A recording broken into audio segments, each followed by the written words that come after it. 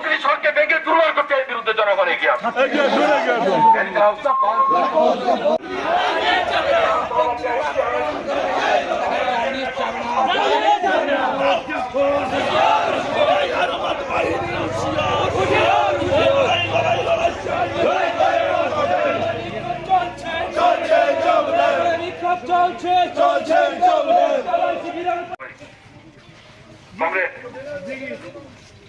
আপনারা ইতিমধ্যে শুনেছেন আজ সকালবেলা একটি রক্তদানের জন্য মহান যে উৎসব সে উৎসব সন্ত্রাস করে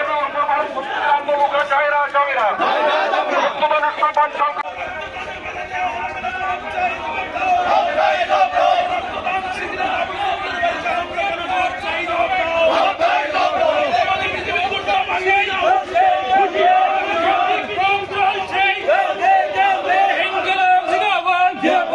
বন্ধুগণ, সবাইকে অভিনন্দন।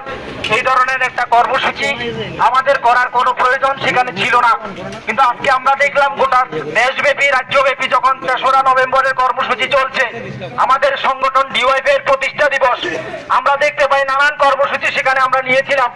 এরই অঙ্গ হিসেবে আজকে প্রাক্তন যুবনেতা, একটা সময় যিনি ডিওয়াইএফ ত্রিপুরা রাজ্য সম্পাদক, এসএফআই রাজ্য সম্পাদক ছিলেন কমরেড তাপস দত্ত, ওনার বাড়িতে আমরা সেখানে ভেবেছিলাম একটা রক্তদান শিবির করব এবং তার এই কর্মসূচি হিসেবে আমরা সেখানে যাই। কিন্তু আমরা প্রত্যক্ষ করলাম সকাল থেকে বিভিন্ন রাস্তাগুলিতে যাতে সেই জায়গায় গাড়ি ঢুকতে না পারে, যে গাড়ি আগরতলা থেকে ব্লাড ব্যাংক আসবে তাকে আটকে দেওয়ার অপচেষ্টা সেখানে চলছিল।